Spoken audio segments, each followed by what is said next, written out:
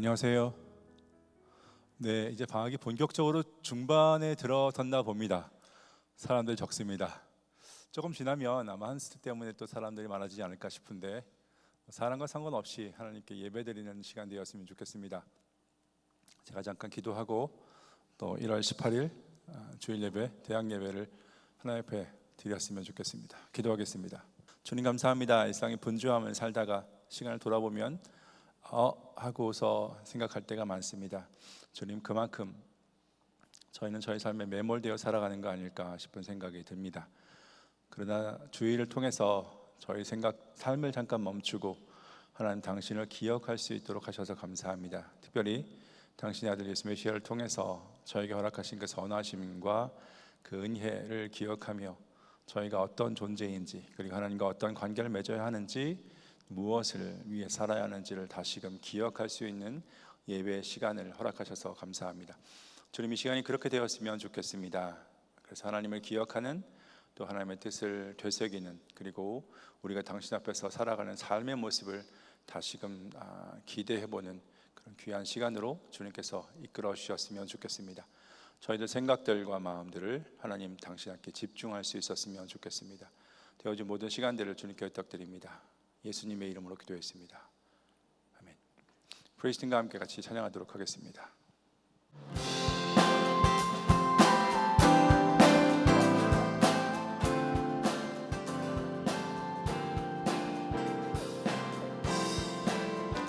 오늘 주일 아침에 우리를 불러주신 하나님께 손뼉치며 기쁘게 찬양합시다. 그 크신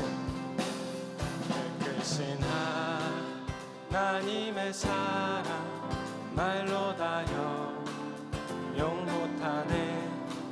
저 높고 높은 벽을 넘어 이 낮고 낮은 땅 위에 죄범한 영혼 구하려 그 아들 보내사 화목제로 삼으시고 죄 용서함. 하나님 크신 사랑은, 하나님 크신 사랑은 증량 다 못하며 영원히 우리 다 함께 자리에서 일어나서 2절의 가사로 찬양합시다. 괴로운 시절 지나가고, 괴로운 시절 지나가고, 땅 위에 영화세할 때 믿지 않던 영혼들은 큰 소리 외쳐 울어도 주님 너들에게 큰 사랑 베푸사 우리의 죄 사했으니. 찬양합시다.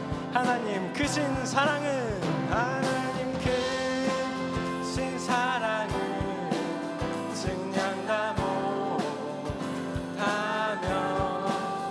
영원히 변치 않는 사랑 성도여 찬.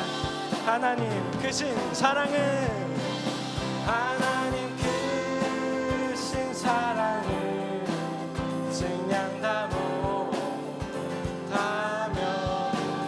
영원히 변치 않는 사. 우리 이번엔 3절의 가사로 찬양합시다. 하늘을 두루마리 삼고, 하늘을 두루마리 삼고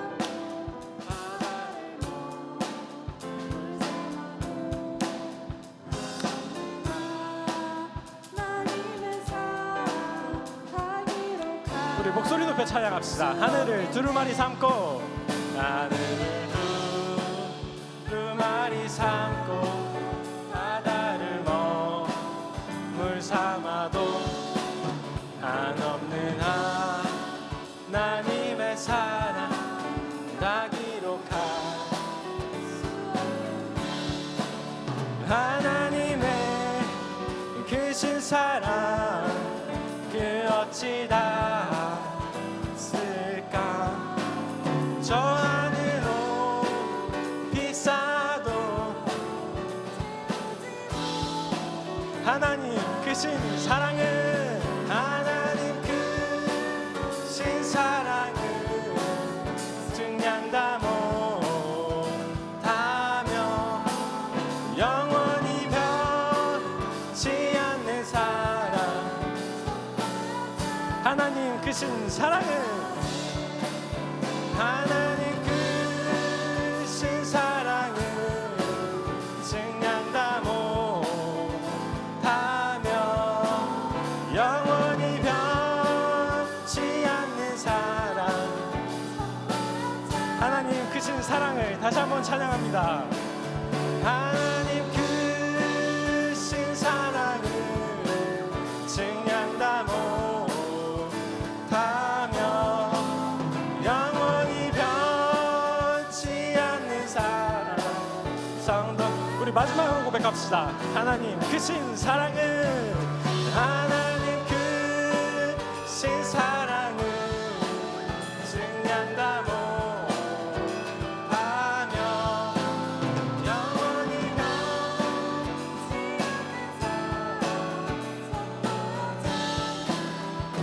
우리 목소리로 고백합시다. 하나님 크신 사랑은 하나님 크신 사랑은 증량다 못하며 영원히 변치 않는 성도여 참 하나님 크신 사랑은 하나님 크신 사랑은 증량다 못하며 영원히 변치 않는 우리 마지막으로 한 번 더 고백합시다.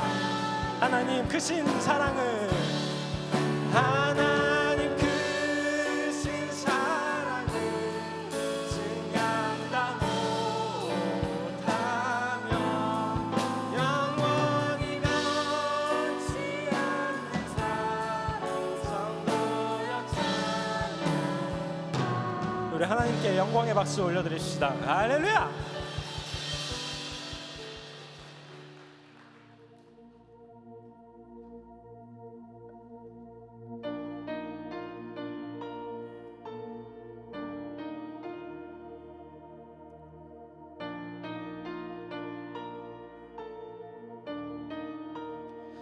깊은 절망의 수렁 가운데 주님께 닿을 수 없던 우리 어두운 밤 중에 하늘을 향해 주의 이름 나 부를 때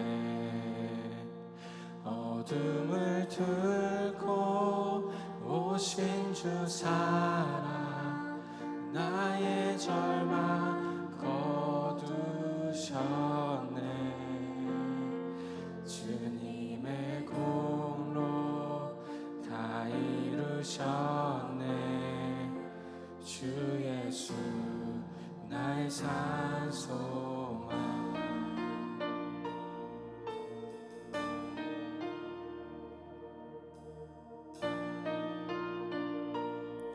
우리 2절로 고백합시다. 그 누가 주의 자비를 따라 한없는 은혜 증량할까 영광을 떠나 이 땅에 오신 죄가 되신 구주 예수 주의 십자가 내게 말하네 영원히 나 용납되네 아름다우신 왕 나는 주의 것 그리스도 나의 산 우리 같이 고백합시다. 할렐루야 할렐루야 주를 찬양하여라 할렐루야 자유케 하셨도다 죄의 저주 끊으시고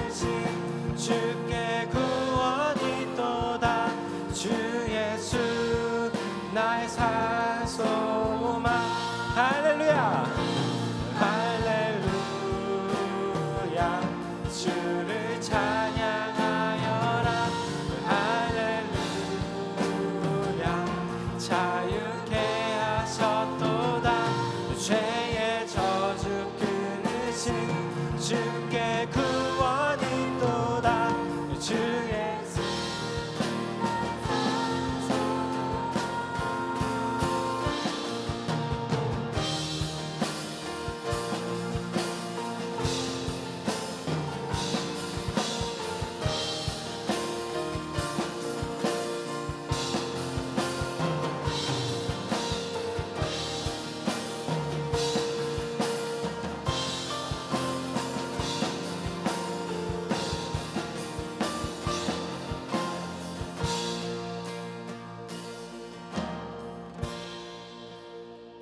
언약된 아침 장사된 몸에 부활의 호흡 시작됐네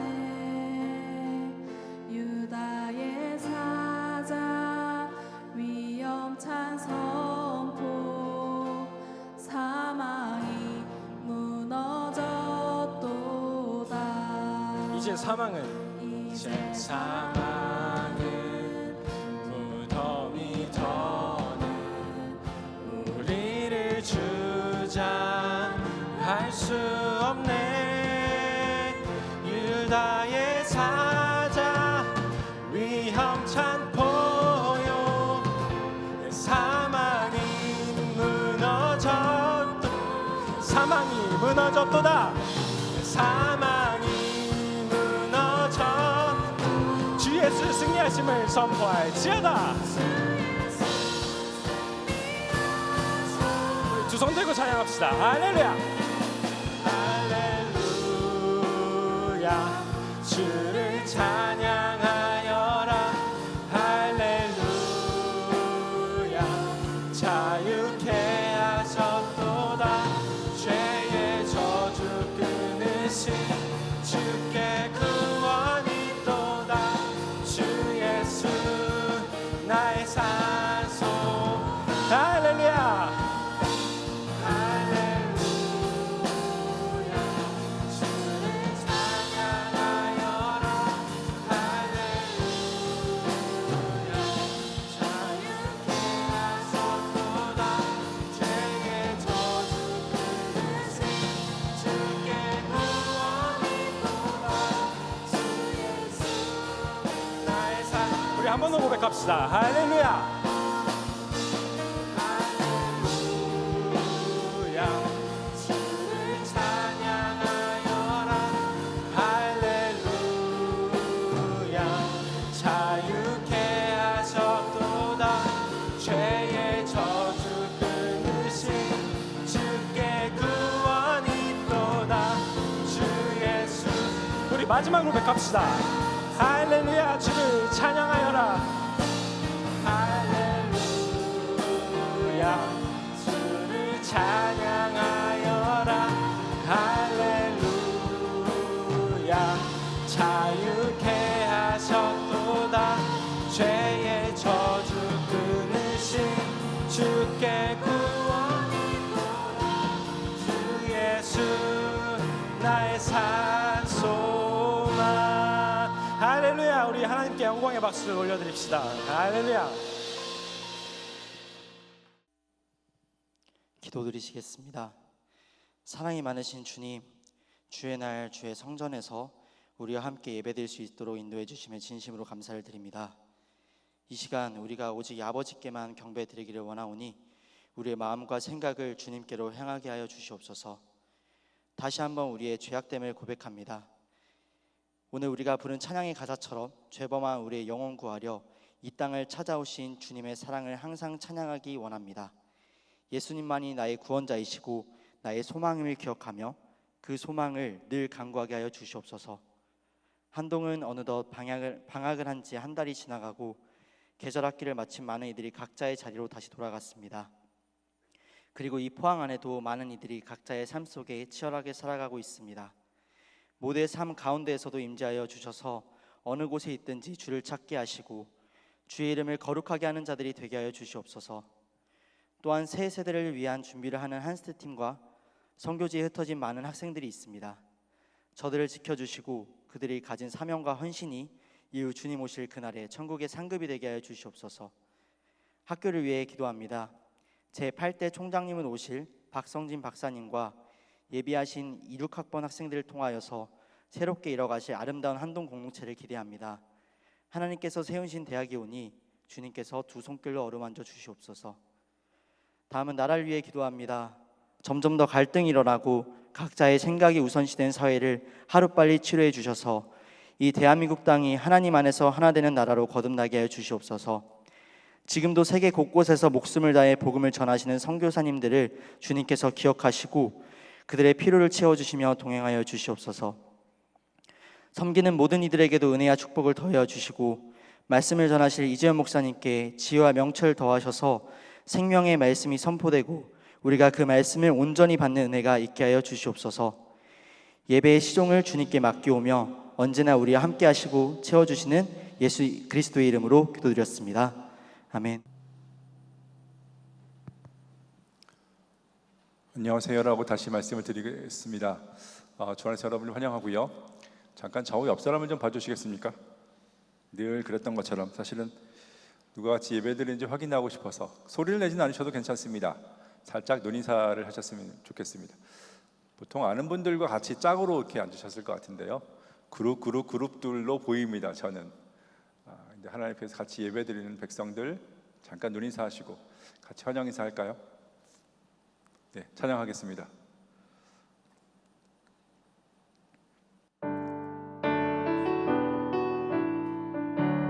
당신은 저 얼굴이 마시고요. 저 옆 사람 봐주십시오. 언약 안에 있는 축복의 통로 당신을 통하여서 열방이 주께 우리 눈으로 한번 해볼까요? 우리는 하나님의 언약 안에 있는 축복의 통로 우리를 통하여서 열방이 주께 예배하게 되니 네, 주 안에서 여러분들을 환영합니다. 오늘은 특별한 광고는 없고요. 지금 방학이 돼서 이제 계절학기 끝나서 이것저것 아울렛지 같은 팀이 있습니다. 기도해 주셨으면 좋겠고요. 저희도 이제 프레이스 팀도 지금 이제 베트남으로 한혜사 목사님의 인도로 가고 있고요. 여러 공동체가 지금 나가 있습니다. 또 나갈 사람도 있는데 그 모든 사람들이 주 안에서 안전하게 또 많은 것을 배우고 돌아왔으면 좋겠습니다. 오늘의 말씀을 같이 보도록 하겠습니다. 오늘 말씀은 마가복음 9장입니다. 9장 14절에서 29절인데요. 조금 깁니다. 저와 같이 한 절씩 교독해서 같이 보도록 하겠습니다. 오늘의 말씀 마가복음 9장 14절에서 29절입니다. 제가 먼저 읽겠습니다. 이에 그들이 제자들에게 와서 보니 큰 무리가 그들을 둘러싸고 서기관들이 그들과 더불어 변론하고 있더라.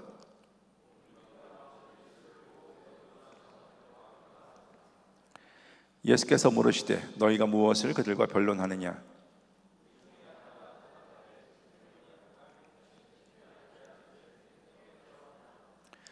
네, 18절 제가 읽겠습니다. 귀신이 어디서든지 그를 잡으면 거꾸러져 거품을 흘리며 이를 갈며 그리고 파리해지는지라. 내가 선생님의 제자들에게 내쫓아 달라 하였으나 그들이 능히 하지 못하더이다.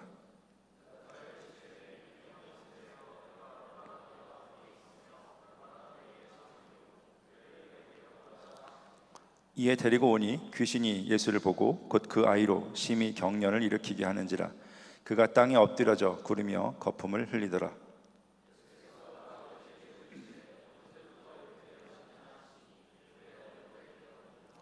귀신이 그를 죽이려고 불과 물에 자주 던졌나이다.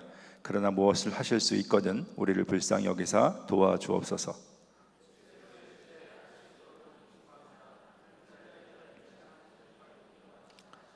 곧 그 아이의 아버지가 소리를 질러 이르되 내가 믿나이다. 나의 믿음 없는 것을 도와주소서 하더라.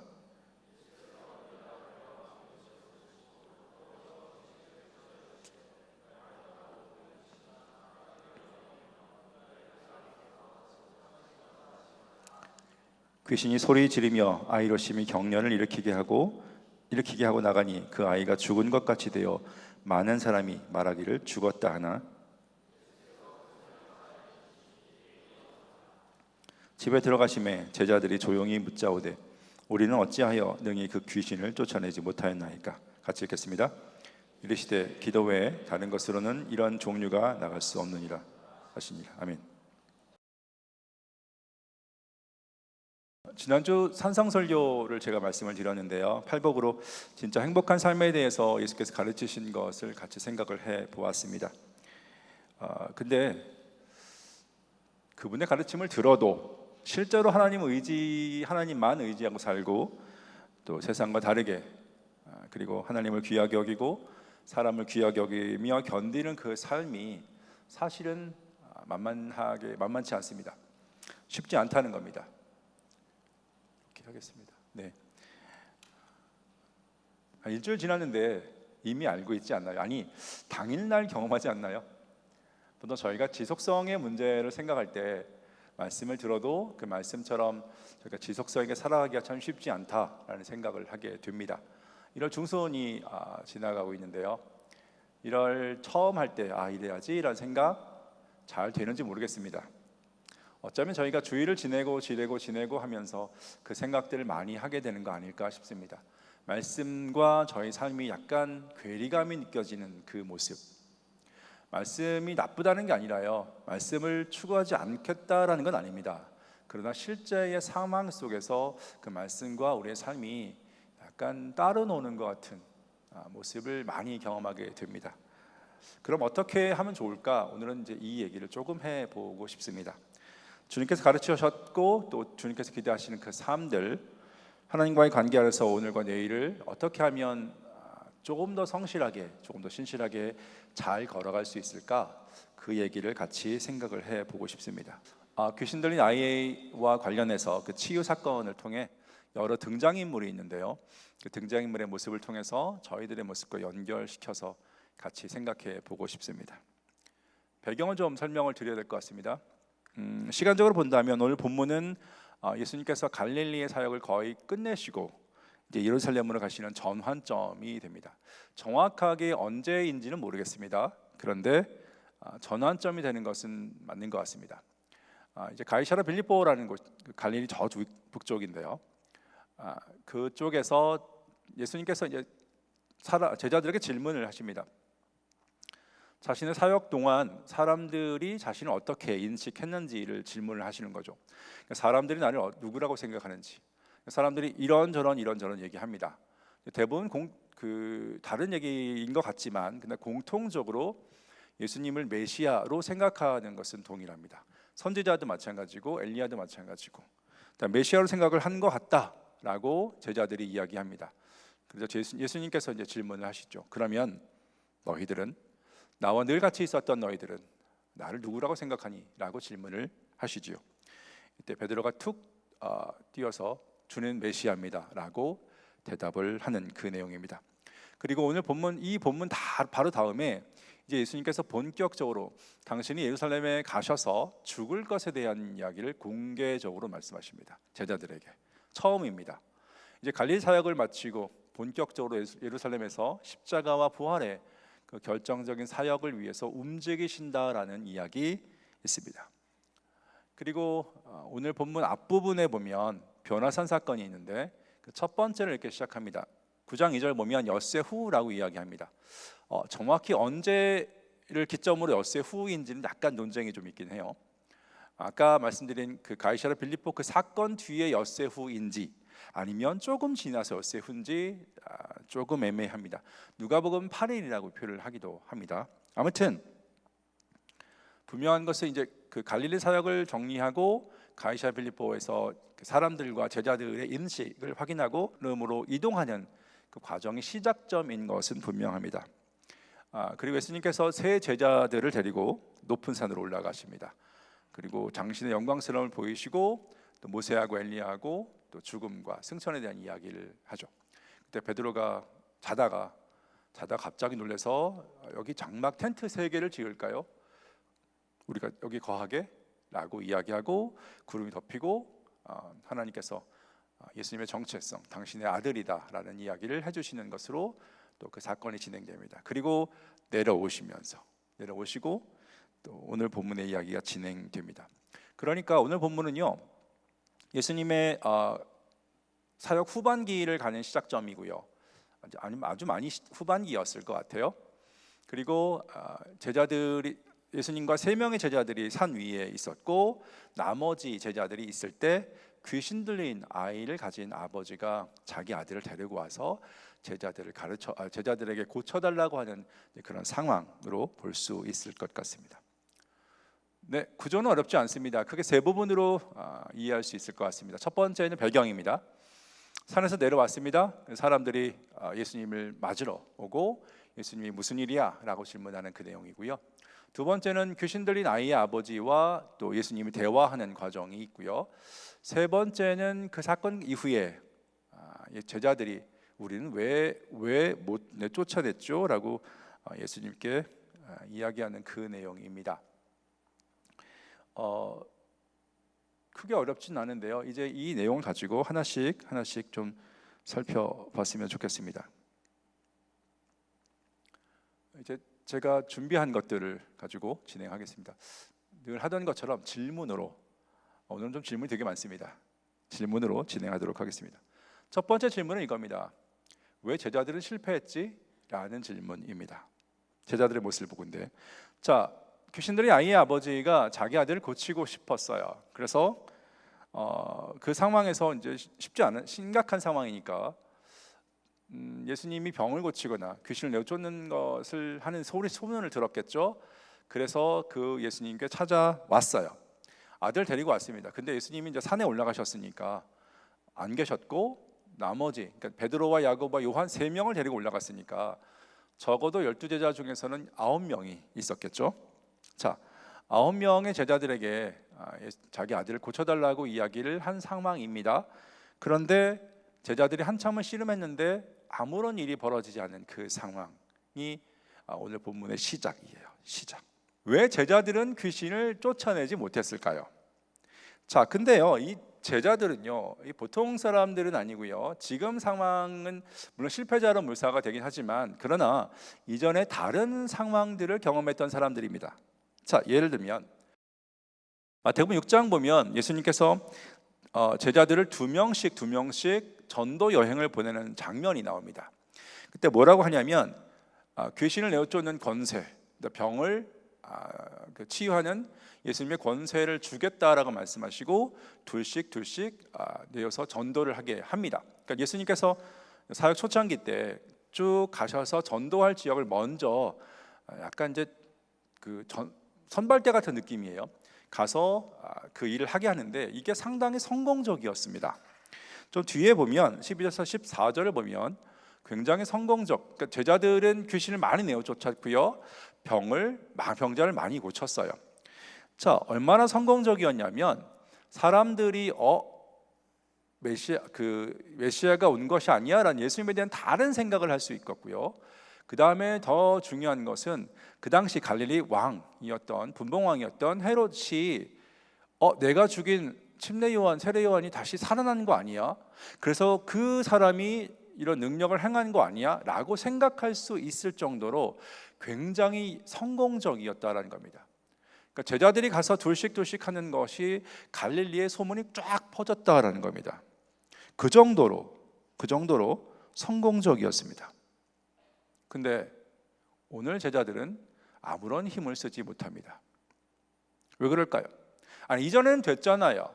보십시오. 이전에는 2명씩 갔어요. 2명씩 갔음에도 불구하고 굉장히 성공적으로 귀신을 내어 쫓았고 병자를 고쳤는데 왜 지금은 9명이 몰려 있었는데 아무런 일을 하지 못했을까요? 나중에 예수님께서 진단하십니다. 제자들의 실패의 원인을 이렇게. 오늘 본문 뒤에 보면 조용히 제자들이 질문을 하죠. 왜 저희들은 이런 일들을 못했습니까? 라고 질문할 때 예수께서 진단하시는 것이 있습니다. 그게 뭐냐면 기도라는 겁니다. 기도가 아니면 이런 이유가 나갈 수 없다라고 말씀하시는 거 보면 제자들의 실패의 핵심은 기도였다는 겁니다. 기도. 하나님께서 일하실 수 있는 어쩌면 능력의 통로가 될 수 있는 거죠. 그 기도 없었기 때문에 제자들이 실패했다라고 예수께서 진단을 하십니다. 근데 질문을 조금 더 계속해서 하고 싶어요. 그러면 제자들은 기도하지 않았을까요? 아니, 그 귀신 들린 아이의 그 병자를 고칠 때 기도하지 않았기 때문에 귀신을 내어쫓지 못했을까요? 아니면 정말 강력하고 파워풀한 그 기도, 그게 뭔지 모르지만 그런 기도를 하지 않았기 때문에 제자들이 귀신을 내어쫓지 못한 것일까요? 아니면 평상시에 기도하지 않았기 때문에 소위 영빨이라고 하는 것이 없기 때문에 제자들이 귀신을 내어쫓지 못한 걸까요? 도대체 예수께서 진단하시는 그 기도가 뭘까요? 라는 질문을 할 수밖에 없습니다. 실패의 원인은 기도라고 분명히 말씀하셨는데 그러면 그 기도가 무엇을 의미하는 걸까요? 라는 겁니다. 주목할 것이 있습니다. 예수님은 기도의 방법을 이야기하지 않습니다. 기도의 태도도 기도의 모습도 이야기하지 않으셨다라는 겁니다. 이렇게 기도하지 않아서, 저렇게 기도하지 않아서, 소위 말하면 방언으로 기도하지 않아서, 아니면 침묵으로 기도하지 않아서 그렇다고 말씀하지 않으세요. 유창하게 그 내용을 말하지 않아서, 아니면 버벅거려서 라는 그런 말씀을 전혀 하지 않으셨다라는 말입니다. 그러니까 예수님께서 기도의 모습이나 기도의 방법, 태도를 오늘 본문에서는 말씀하지 않으신 것 보면 예수께서 진단하시는 제자들이 그 실패의 원인 기도에는요, 기도의 방법과 모습과는 전혀 상관이 없다라는 이야기로 생각할 수 있을 것 같습니다. 그럼 다른 곳에서 이 제자들의 실패의 본질, 기도가 없는데 그 기도가 실패한 이유 다른 곳에서 찾아봐야 되지 않을까 싶습니다. 오늘 본문 다 찾지는 않겠지만 본문에는 중요한 단서가 나옵니다. 오늘 본문에는요, 유독 믿음이라는 단어가 많이 반복이 됩니다. 예를 들어서 19절에 귀신 들린 아이의 아버지가 예수님께 제자들이 못 고쳤다고 얘기를 해요. 그래서 웅성하니까 예수께서 말씀하시는 것입니다. 이 믿음이 없는 세대여라고 믿음이 없음을 지적을 합니다. 1차적으로는 제자들이었겠고요, 또 사람들에게도 해당이 되겠죠. 그러니까 믿음에 대한 얘기를 예수님께서 처음으로 이 상황에서 지적을 하십니다. 그리고 23절에 그 아이의 아버지에게 예수님께서 아이의 아버지가 예수님께 요청합니다. 무엇을 할 수 있으면 도와주십시오 좀이라고 얘기하자 예수께서 할 수 있으면 뭐냐, 믿는 자에게는 능치 못함이 없다라고 또 믿음을 얘기하세요. 그리고 그러자 이제 그 아이의 아버지가 내가 믿습니다라는 이야기로 진행을 한다는 거죠. 짧은 부분이긴 한데 믿음에 대한 얘기가 꽤 많이 나와요. 그렇다면 이 본문에서 가르치는 또 다른 원리 중에 하나는 믿음 아닐까 싶습니다. 예수님은 제자들의 실패를 기도라고 진단을 했는데 그 기도는 어떤 기도냐면 믿음과 관련돼서 실패한 기도라고 생각할 수 있을 것 같아요. 그래서 흥미롭게 마태복음은요, 같은 이야기인데 예수님께서 제자들의 실패를 진단할 때 기도라는 말 대신에 믿음이라는 단어를 넣어서 설명합니다. 아마 두 가지를 다 말씀하셨을 수도 있어요. 왜 안 됐냐면 너희들이 믿음이 적다. 마태복음에서는 적은 믿음은 없다라는 표현이에요. 너희들이 믿음이 없기 때문에 그래. 만약에 믿음이 있다면 겨자씨만큼 정말 조그마한 믿음이 있다면 이 산에서 옮겨져라고 얘기하면 하나님께서 옮기게 해주셨을 거야 라고 말씀을 하시거든요. 그렇다면 결국 제자들에게 없었던 것은 기도인데요, 그 기도의 본질은 믿음이었다라는 겁니다. 다르게 말해서 이런 거죠. 제자들은 믿음의 기도가 없었기 때문에 실패했었다라고 평가할 수 있을 것 같습니다. 믿음의 기도. 근데 질문이 또 있어요. 믿음의 기도가 뭘까요? 라는 질문입니다. 믿음의 기도.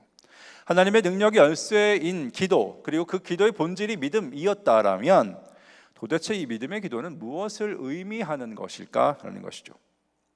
큰 소리로 외치는 걸까요? 방언과 뭐 해서 큰 소리로 믿습니다라고 하는 것이 믿음의 기도일까요?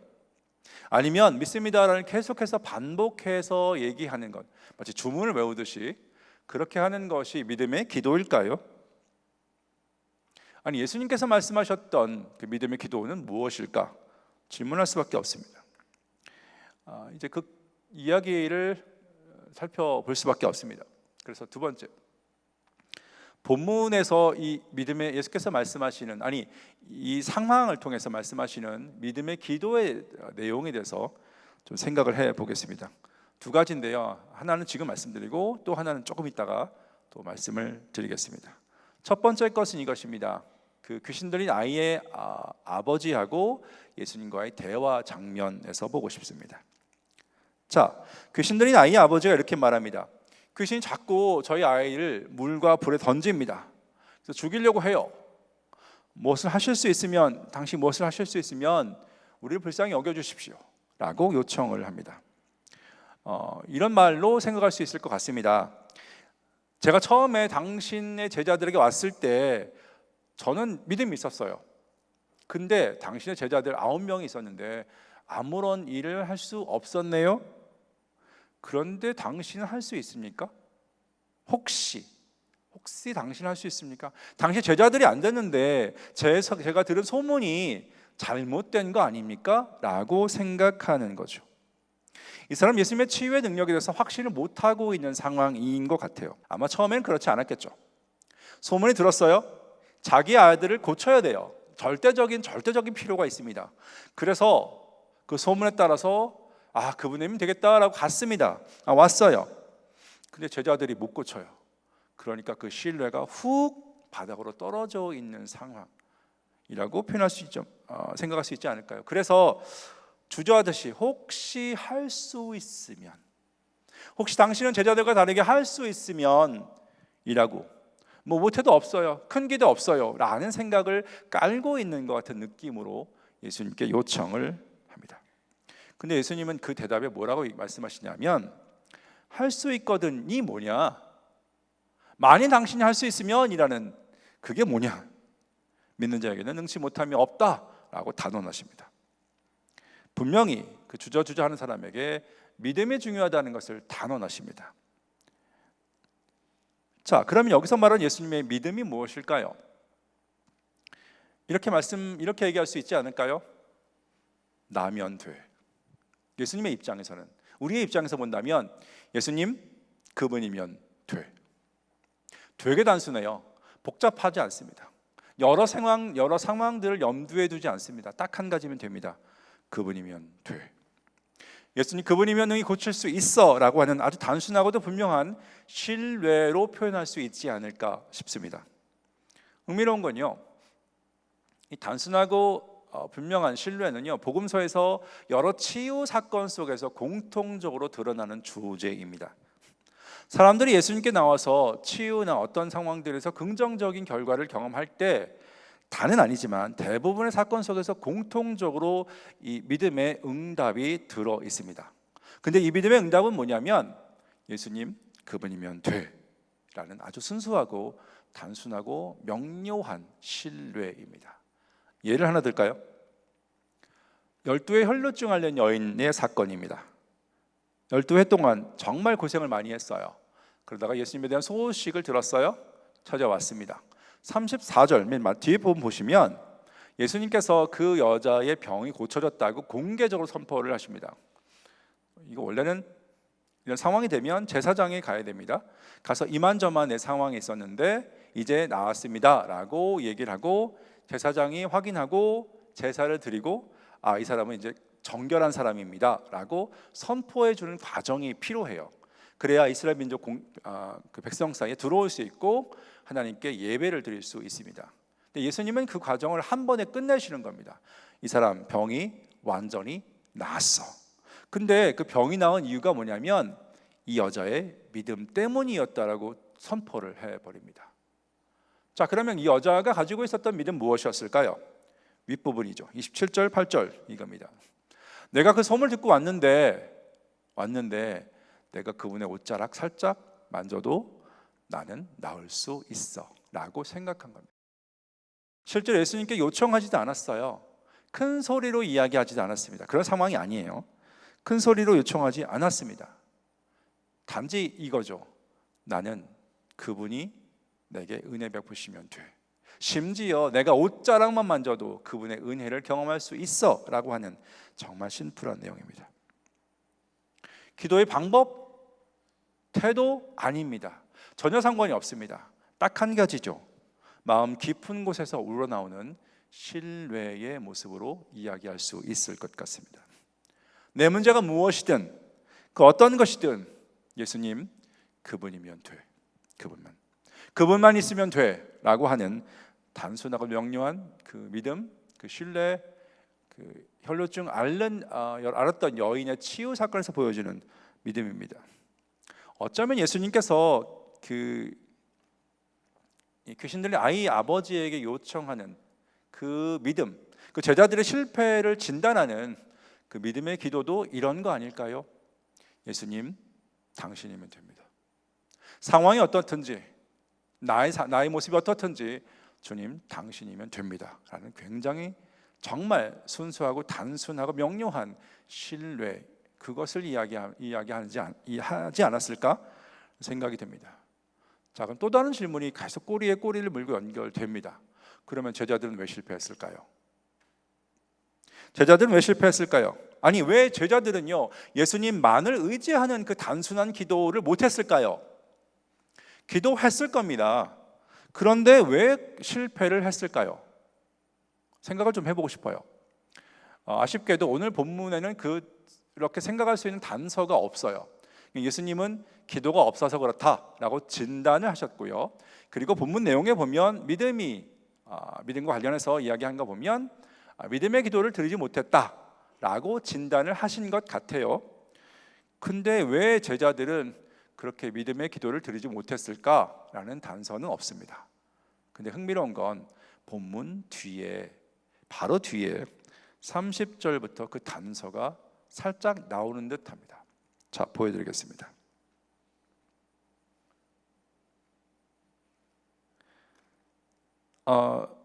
본문은요, 오늘 이 30절 뒷부분은 오늘 본문 나온 사건 다음에 아마 얼마 안 돼서 바로 벌어지는 현상인 것 같아요. 자, 예수님께서 마가복음 8장에 가이사랴 빌립보 때 말씀하십니다. 베드로의 반응을 듣고서 내가 이제 예루살렘에 갈 건데 예루살렘에서 가면 고난을 받고 죽을 거다라는 말씀을 하십니다. 그리고 또 말씀하세요. 두 번째 말씀입니다. 세 번 말씀하시고 이에 한 번 더 말씀하시고 마태복음은 마지막에 한 번 더 4번 말씀하십니다. 두 번째, 분명하게 제자들에게 내가 예루살렘에 가면 어떤 일을 당할 것인지에 대해서 말씀을 하십니다. 근데 바로 그 순간 제자들은 누가 크냐 논쟁을 하고 있습니다. 길을 가다 예루살렘을 가는 과정에서 제자들이 서로 옥신각신하는 것을 예수님이 들으셨어요? 물어보시죠. 마치 모르는 것처럼 무슨 논쟁을 하고 있었니? 라고 슬쩍 물어봅니다. 제자들은 아무런 말을 할 수가 없어요. 창피하니까 그 말을 할 수 없습니다. 보십시오. 예수님은 계속해서 이제 십자가 사역을 위해서 당신의 죽음의 사역을 위해서 말씀하시고 그걸로 걸음을 가러 가십니다. 근데 제자들은요 그 속에서 자기 이익 콩고물만 생각하고 있는 모습을 보여주고 있습니다. 아마도 이것은 제자들이 가지고 있었던 메시아에 대한 잘못된 생각에 기인한 것 같아요. 메시아가 뭐냐면 기름 부음 받은 사람이라는 표현이에요. 그리스도라고 표현하는데요. 사실 이제 그럴 그 헬라어에서는 기름 부음 받은 사람이라는 표현이 없어요. 단어가 없습니다. 그래서 이제 히브리어 메시아의 의미를 차역한 건데요. 사실 기름 부음 받은 표현도 없어요. 그래서 크리스토스라는 단어를 어떤 사람이 이렇게 번역합니다. 기름 범벅. 그런 개념이 없으니까 자, 근데 히브리 사고에서요, 기름 부어 받은 사람이 뭐냐면 마치 임명장을 받는 겁니다. 세 그룹의 사람들에게 임명장을 주어서 그 일을 시작할 수 있도록 해주는 겁니다. 그 한 사람이 누구냐면 왕입니다. 왕이 왕관을 쓸 때 기름을 부어요. 그래서 왕으로 인정하는 것이고요. 또 한 그룹은 제사장, 특biệt 대제사장입니다. 그래서 임명할 때 기름을 붓고요. 또 한 그룹은 선지자입니다. 그러니까 이렇게 메시아는요, 특별한 일을 위해서 기름을 부어서 임명장을 주는 그런 사람입니다. 근데 이게 시간이 지나가면서 하나님의 특별한 일을 위해서 장차 오실 분으로 기대합니다. 특별히 다윗의 후손으로 오는 사무엘하 7장을 통해서 메시를 통해 그 나라를 영원히 건강하게 하겠다라는 하나님의 약속을 기억하고 다윗의 후손으로 오는 왕으로서의 메시아를 많이 기대합니다. 특별히 지금 이 본문에 있는 1세기는요, 로마의 식민 통치를 받고 있는 상황입니다. 그러니까 더더욱 다윗 같은 강력한 군주, 자기들을 해방시킬 수 있는 왕으로서의 존재를 기대하겠죠. 기억하십니까? 오병이어 사건 뒤에 요한복음 6장입니다. 사건 다음에 놀라운 기적을 경험한 사람들이 했었던 반응, 예수님을 왕으로 삼고 싶어 합니다. 자기들의 경제적인 필요를 채우고 더 나아가서 이런 능력을 행할 수 있는 분이면 우리를 로마의 압제에서 해방시킬 수 있어, 약속했었던 다윗의 후손, 다윗처럼 위대한 군주가 돼서 우리의 상황을 해결할 수 있는 그 위대한 정치적인 존재가 될 수 있을 거라 생각하고 왕으로 삼으려고 합니다. 예수님께서 예루살렘에 가십니다. 당신은 죽으러 간다, 그 십자가 사역을 말씀하시지만 제자들은 그것이 안중에 없어요. 자기들 생각하는 메시아를 관이 있겠죠. 아까 말씀드린 그 왕으로서 위대한 통치를 시작하시는 그것을 위해서 이제 예루살렘으로 가십니다. 특별히 유월절과 관련해서 이집트에서 이스라엘 민족을 해방시키는 그 절기와 관련해서 우리들이 정말 고대하고 기대했었던 그 모세와 같은 위대한 메시아를 기대했겠죠. 시대가 가면 갈수록 그 기대가 커집니다. 그러면 자연스럽게 그 다음 단계에 대한 이해가 있겠죠. 그러면 그분이 왕이 되면 누가 2인자가 되지? 누가 3인자가 되지? 어차피 그분은 왕이 될 거잖아. 그러면 누가 2인자가 되고 누가 3인자가 되고? 라고 논쟁을 합니다. 그래서요, 이 논쟁이 9장 30절 이후에 생겼다라고 생각되지는 않습니다. 예수님의 능력을 그들이 경험하면 경험할수록, 사람들의 반응이 긍정적이면 긍정적일수록 이 제자들의 생각에서 예수님은 왕이 될 거고 그 다음에는 누가 되지? 라는 생각이 점점 움트고 더 분명해졌을 것 같다고 생각합니다. 그리고 귀신 들린 아이를 고쳐달라는 아버지 그 요청을 응할 때도 여전히 제자들은 두 마음을 품고 있지 않았을까 생각합니다. 귀신을 내쫓는 그 기도를 했지만 그러나 그들 속에는 여전히 예수님을 따르고 있지만 그러나 그들 마음속에는 동기가 다른 생각으로, 다른 망상으로 바뀌어 가고 있지 않았을까라고 조심스럽게 생각해 보고 싶습니다. 이런 면에서 제자들의 기도가 능력이 없는 것 어쩌면 당연할 수 있을 것 같습니다. 왜냐하면 그들은 예수님에 대해서 다른 생각을 품고 있었기 때문 아닐까 싶습니다. 물론 그렇다고 그들이 가룟 유다처럼 예수님을 물리적으로 배반하거나 거절하지는 않습니다. 유다를 제외한 모든 제자들은 실제로 그렇게 하지 않습니다. 물론 나중에 도망가긴 하지만 유다처럼 예수님을 배반하거나 파는 건 아니었어요. 아니, 나머지 11제자들은 절대로 그렇게 하면 안 됩니다. 왜 그런지 아십니까? 예수님 배반하고 팔면 자기들이 2인자가 되고 3인자가 되지 못합니다. 절대로 그런 일을 하면 안 됩니다. 떠날 마음도 없어요. 반드시 옆에 붙어 있어야 되죠. 함께 있습니다. 함께 예루살렘의 길을 갑니다. 함께 능력을 옆에서 경험합니다. 근데 마음은 다른 생각들을 갖고 있습니다.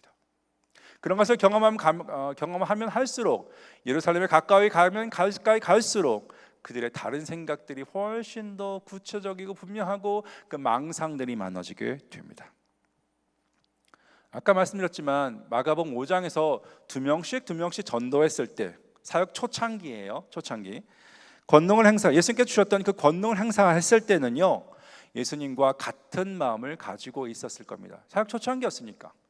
그리고 그분만을 신뢰하는 모습이 있었을 것 같습니다.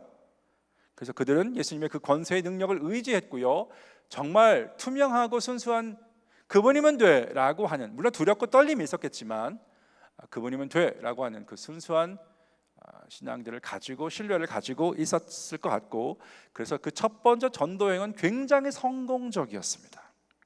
근데 이번에는 그렇지 않아요. 아무래도 제가 진단하기는 그들 마음속에 또 다른 생각들이, 예수님을 따르지만 또 다른 생각들이 같이 울러나오고 있는 거 아닐까 생각이 듭니다. 물론 그렇다고 그들이 그들은요, 이전에 귀신을 쫓아냈었던 자기들이 했었던 방법을 사용했을 수도 있어요. 이렇게 저렇게 했을 수 있죠. 안 돼요. 안 됩니다. 어쩌면 새로운 방식을 생각해서 시도했을 수도 있어요. 근데 분명한 것은 그들 사이에 능력이 없습니다. 왜? 예수께서 말씀하시는 그분만을 향한 순수한 그 마음이 아니었던 것 같습니다. 이런 면에서 어쩌면 그들의 이 상태는 이렇게 진단할 수 있지 않을까 싶어요. 지난주에 제가 말씀드렸지만 팔복의 6번째 내용인데요, 마음이 청결한 사람은 행복합니다. 마음이 청결한 사람은 복이 있습니다. 왜? 그 사람들은 하나님을 볼 수 있습니다. 다르게 말하면 하나님을 경험할 수 있고요, 하나님의 임재와 하나님의 동행을 분명하게 경험할 수 있습니다 라는 예수님의 복인데요, 이것과 반대되는 모습을 지금 제자들이 경험하고 있는 거 아닐까 싶습니다. 그들은 마음이 투명하지 않아요. 적어도 두 마음이 있습니다. 두 마음. 그래서 예수님만 순수하게 의지하는 그는 아닌가 싶어요. 그렇다고 육체적으로 떠나 있는 건 아닙니다. 같이 있지만 여전히 동상이몽을 꿈꾸고 있는, 자기 이익만을 구하는 또 다른 동기가 정말 이리저리 엉켜 있는 제자들의 상태 아닐까 싶어요. 그래서 이 팔복에 나오는 것을 경험하지 못하는 모습일 것 같습니다. 지난주에 안 오신 분도 있겠지만, 혹시 지난주에 제가 드린 말씀을 기억하시는 분이 있을지 모르겠습니다.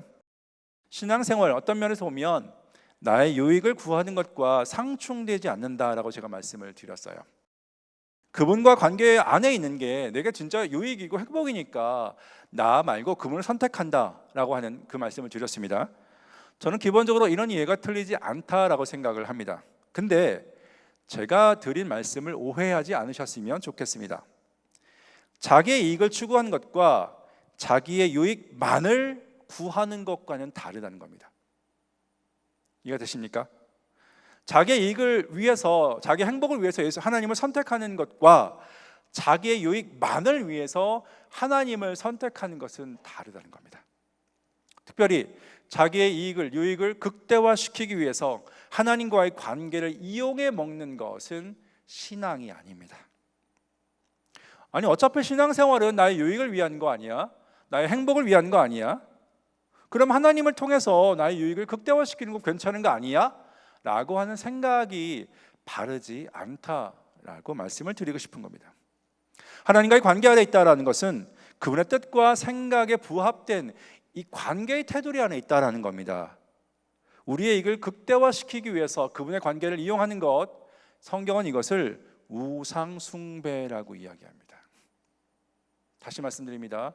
하나님과의 관계를 통해서 나의 이익을 극대화시키려는 모습을 우상숭배라고 이야기하고요. 저는 이걸 다르게 말하면 이기적인 조종, 매니플레이션, 하나님을 조종해서 나의 이익을 극대화시키려는 것으로 평가하고 싶습니다.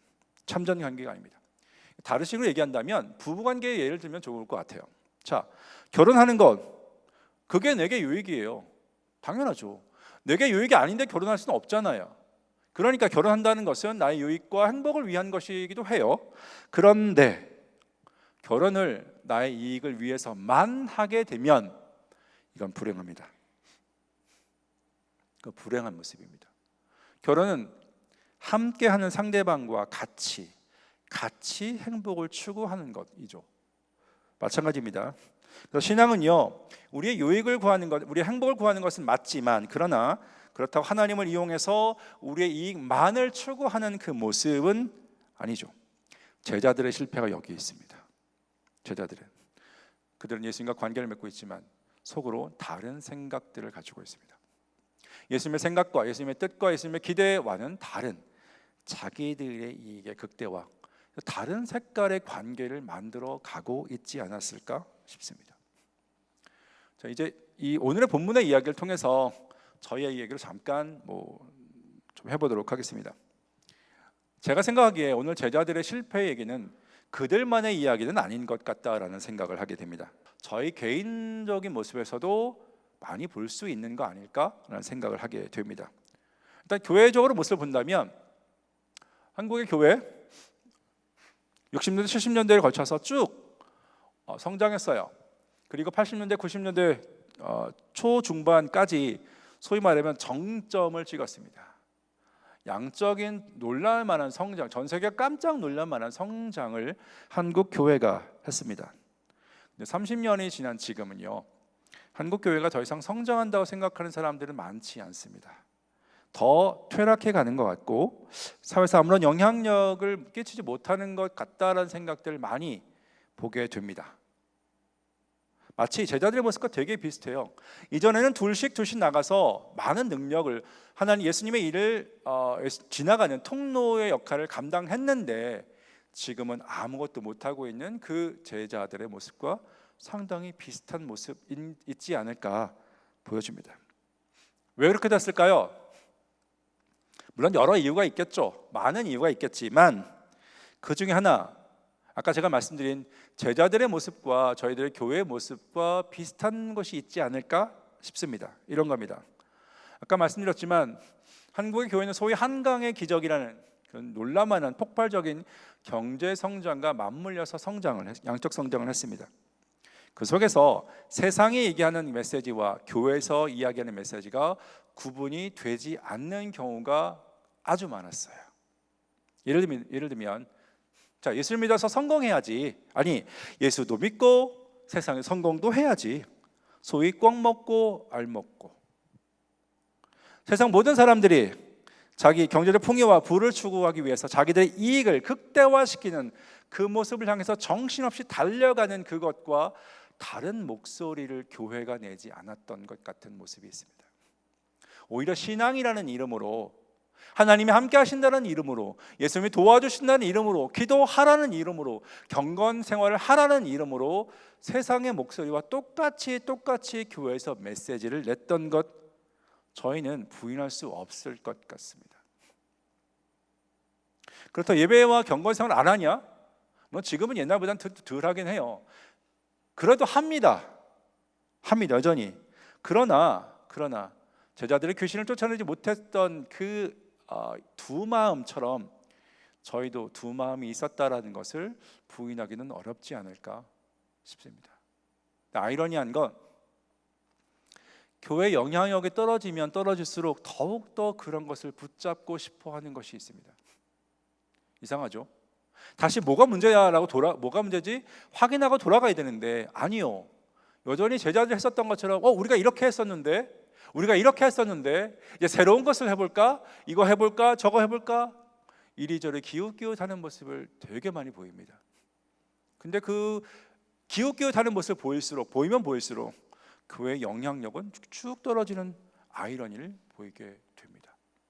그래서 제자들의 모습이 한국 교회와 오버랩되는 모습 많이 있는 거 아니야? 라는 생각이 듭니다. 근데 개개인의 모습도 비슷하죠. 이전엔 주님의 임재와 동행을 막 경험했었던 것이 있었던 것 같은데 지금은 둔감해, 밋밋해. 이전엔 주님의 자녀로 세상에서 다르게 살고자 하는 모습이 있었는데 지금 마치 술에 술 탄 듯 물에 물 탄 듯. 아닌가? 술에 술 탄 듯 물에 술 탄 듯. 이건가요? 네. 그냥 교회 다니는 일상의 삶으로 만족하는 거 아닌가라는 생각이 있을 수 있습니다. 예배 안 드리는 거 아닙니다. 경건생활 안 하는 거 아닙니다. 합니다. 그냥 익숙함으로. 저는 이것을 익숙함의 저주라고 표현을 하고 싶습니다. 껍데기는 있습니다. 알맹이는 없어요. 근데 알맹이가 없다라는 것을 인식하지 못합니다. 왜? 껍데기가 있으니까. 하나님의 은혜가 없는 게 아닙니다. 근데 그 은혜가 익숙함으로 자연스럽게 내 것이 되는 것이 있습니다. 늘 그래야 되니까 내 겁니다. 내 거. 마치 내게 늘 그랬던 것처럼 착각을 하게 만드는, 은혜가 필요 없다는 게 아닙니다. 반드시 필요합니다. 그러나 조심하지 않으면 하나님께서 주신 그 은혜가 내 것처럼 되는 교만의 소재가 될 수 있는 가능성이 있습니다. 저는 그것을 익숙함의 저주라고 이야기하고 싶어요. 본문의 제자들이 했었던 것처럼 그 속에서 자기 유익을 구하고 싶은 또 다른 동기가 섞여져 있는데 구분을 못하는 것이 있을 수 있다라는 겁니다. 그러니까 제자들의 이 실패는 언제든지 저희들의 실패가 될 수 있고요, 언제든지 저희 공동체들의 실패가 될 수 있다라는 생각을 하게 됩니다. 지금은 아니더라도 이후에는 그럴 가능성이 많습니다. 자, 마지막 질문입니다. 그럼 어떡하지? 어떻게 하면 제자들과 다른 모습의 삶을 살아갈 수 있을까? 라는 질문 짧게 말씀을 드리고 있습니다. 그 회복의 첫 단추 어떻게 하면 좋을까? 라는 겁니다. 두 가지를 보고 싶은데요. 첫 번째는 이겁니다. 아까 믿음에 대한 얘기를 말씀드릴 때 예수님 그분이면 돼 라고 단순하고 분명한 신뢰라고 말씀을 드렸는데요, 그게 무엇인지 본문을 통해서 확인하겠습니다. 24절입니다. 이겁니다. 귀신 들린 아이 아버지가 혹시 당신이 뭐 하실 수 있으면 도와주십시오, 불쌍히 여주십시오 얘기합니다. 예수께서 할 수 있거든요. 뭐야, 믿는 자에게 능치 못함이 없다니까. 그런데 그 귀신 들린 아이 아버지의 그 다음 반응을 보십시오. 뭐라고 해요? 제가 믿습니다. 믿습니까? 아니요, 믿음 없어요. 없는 것을 정직하게 인정합니다. 저를 도와주십시오라고 얘기합니다. 없잖아요. 믿음 바닥으로 떨어졌어요. 정직하게 자기를 인식하고 인정합니다. 주여, 제가 믿겠습니다. 도와주십시오라고.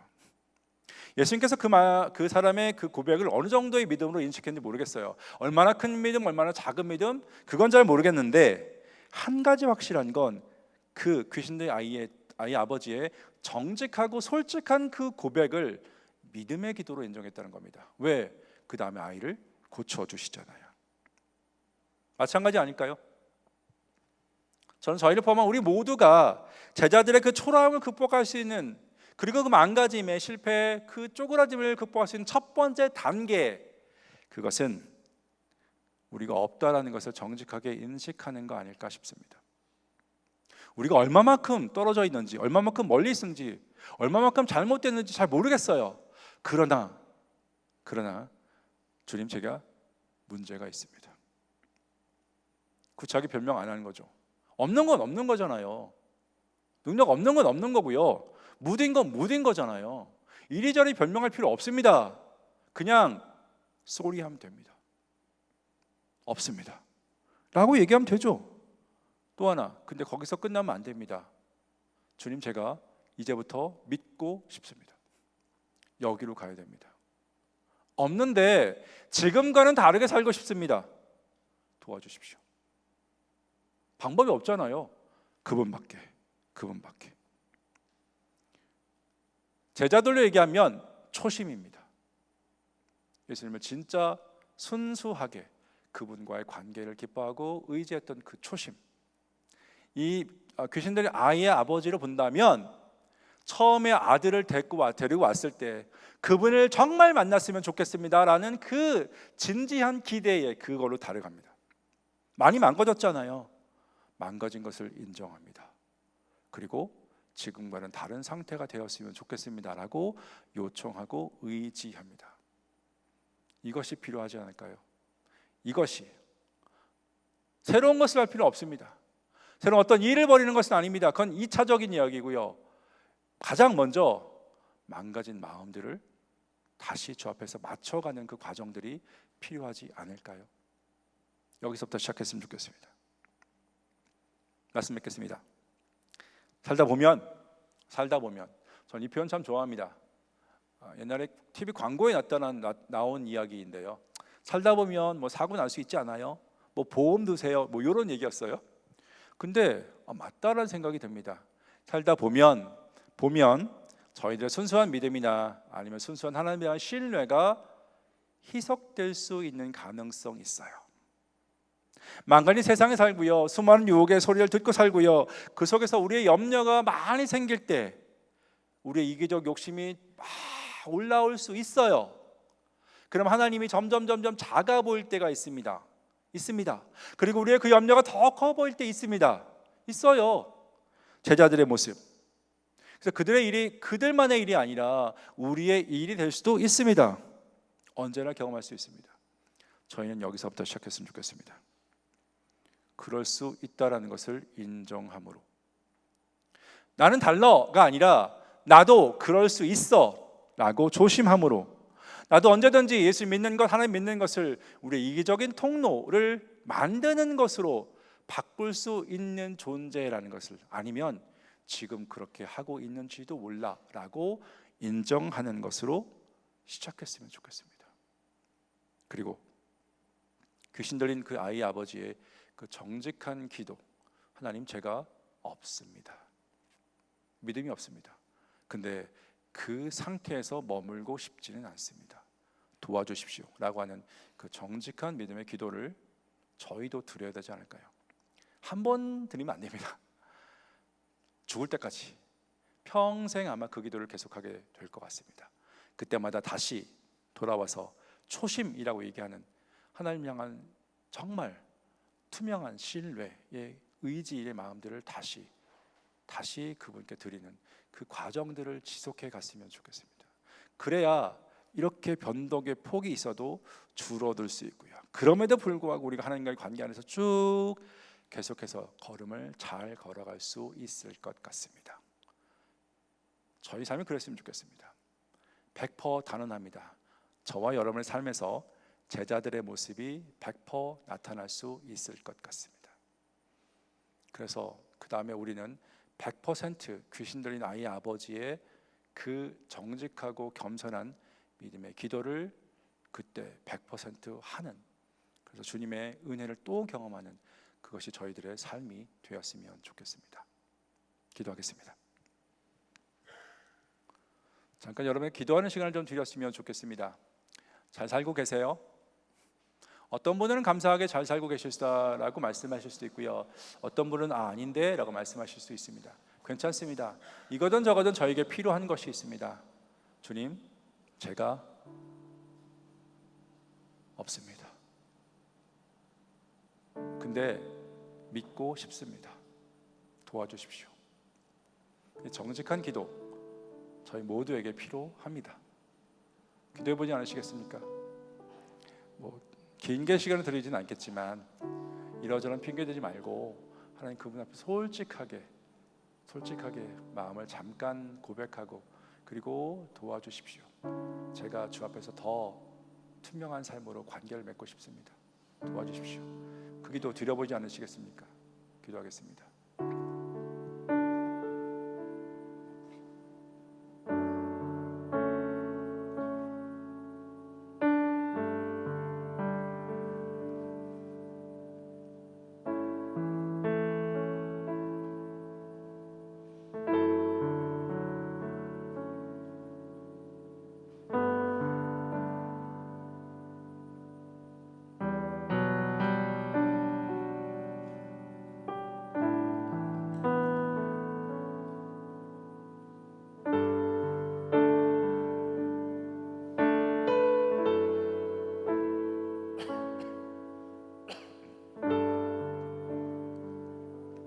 주님, 제자들처럼 살고 싶진 않지만 그러나 문득 돌이켜보면, 아니 하나님께서 저에게 은혜를 풀어주셔서 저희들 상황과 저희들의 모습을 보게 되면 제자들과 많이 닮아있다라는 것을 깨닫게 되기도 합니다.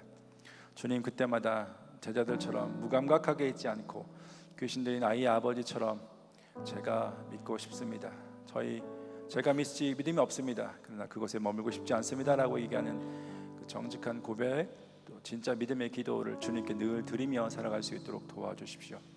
그때 함께 하시는 당신의 은혜가 무엇인지 또 경험하고, 그리고 망가진 저희들 삶들을 다시 주 앞에 맞추며 그렇게 계속해서 주 앞에서 잘 붙어있는 저희들 삶이 될 수 있도록 도와주시기를 기도합니다. 이번 주도 실패할 수 있을 것 같습니다. 다음 주도 실수할 수 있을 것 같습니다. 그럼에도 불구하고 귀신 들린 아이의 아버지의 그 작은 믿음의 기도를 받으셔서 믿음의 기도를 인정하시는 것, 주님, 동일하게 저희도 그런 소망을 품고 실패할 수 있지만, 실수할 수 있지만 여전히 넓게 품어주시는 당신 앞에 또 믿음의 걸음들을 걷고 싶습니다. 주님, 당신의 은혜 가운데 함께 하시는 것이 무엇인지 저희로 많이 경험하는 자비를 베풀어 주셨으면 좋겠습니다. 예수님의 이름으로 기도했습니다. 아멘.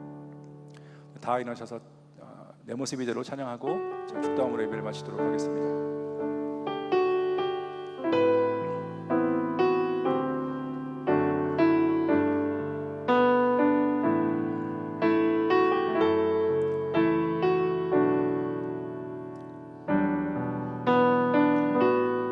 내 모습 이대로, 모습 이대로 사랑하시네. 연약한 그대로 사랑하시네. 나의 모든 발걸음 주가 하시나니 날 인도하소서. 내 모습 이대로, 내 모습 이대로 사랑하시네. 연약한 그대로 사랑하시네. 나의 모든 발걸음 주가 하시나니 날 인도하소서. 주의 날개 아래 거하는 것, 주의 임재 안에 거하는 것, 나의 가장 큰 소망, 나의 가장 큰 은혜, 주와 함께 동행하느니. 주의 날개 아래 거하는 것, 주의 임재 안에 거하는 것, 나의 가장 큰 소망, 나의 가장 큰 은혜, 주와 함께 동행하느니. 기도하겠습니다. 주님, 이 찬양의 가사처럼 하나님, 저희 모습이 어떤지, 어떤 상황이든지 정직하게 저 앞에 고백하고 주님과의 관계를 계속 지속해 가기를 바라는 그 열망과 소망을 꺼트려 버리지 않도록 도와주십시오. 우리의 능력이 아니라 주님 당신의 자비하심과 당신의 긍휼이 저희를 살리시는 것을 기억하고 정직함으로 당신 앞에 붙어 있을 수 있는 저희가 될 수 있도록 도와주십시오. 주님, 저희가 허락하신 모든 삶들에 감사해서 작은 것들을 바칩니다. 단순히 돈이나 이런 경제적인 헌물이 아니라 저희 삶이 하나님을 향한 고백이 될 수 있도록 도우시고, 삶의 모든 것을 하나님 당신 앞에 드리는 삶으로서 기억하며 살아갈 수 있도록 도우시기를 기도합니다. 이제는 저를 참 사랑하셔서 이 땅에 오신 예수 메시아의 은혜와 아들을 보내셔서 우리를 얼마나 귀하게 여기시는지를 보이신 하나님의 사랑과 자비와, 그리고 우리 안에서 당신의 사랑으로 조금씩 아름답게 만들어 가시는 성령님의 일하심이 다시금 주 앞에서 초심을 계속 확인하고 정직함으로 또 순수함으로 주님만 돼, 주님 말씀은 돼라는 그 마음으로 살아가기를 다짐하는 여기는 모든 당신의 백성들 위해, 한동위의 한국 교회들 위해 이제부터 영원토록 함께 하시기를 간절히 축원하옵나이다. 아멘.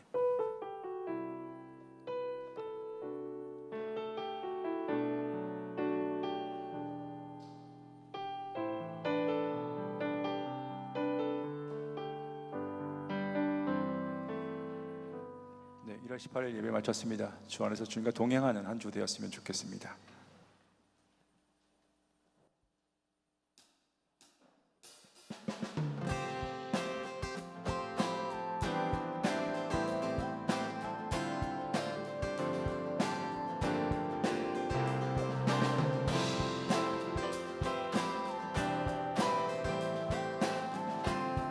우리 기쁨으로 찬양합시다. 깨끗이 하나님의 사랑 말로 다 형용 못하네.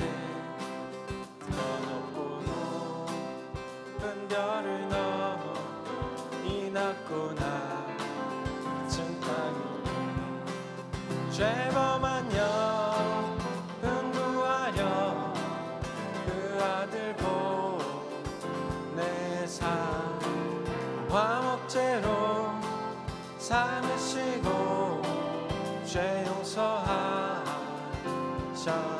하나님 크신 사랑을 증량 다 못하며 영원히 변치 않는 사랑. 2절 찬양합시다. 괴로운 시절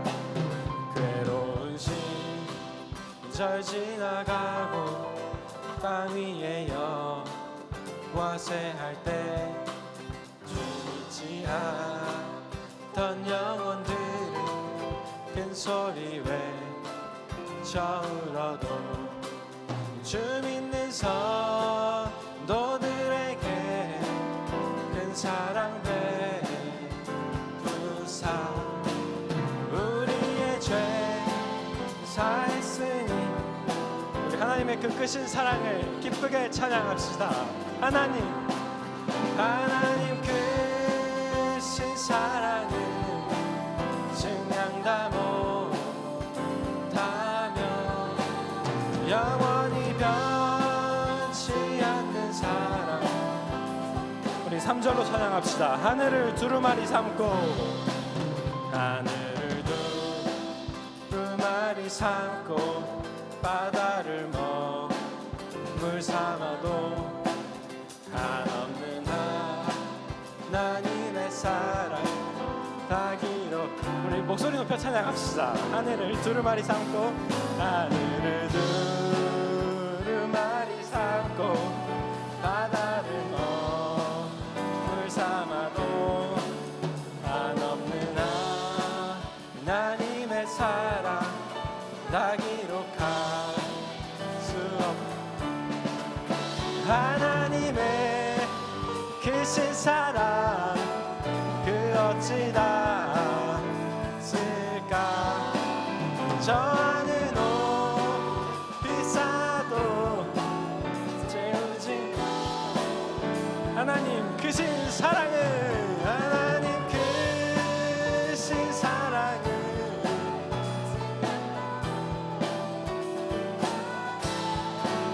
영원히 변치 않는 사랑 성도여 찬양. 하나님 크신 사랑은 하나님 크신 사랑은 증량 다 못하며 영원히 변치 않는 사랑. 우리 마지막으로 찬양합시다. 하나님 크신 사랑은 하나님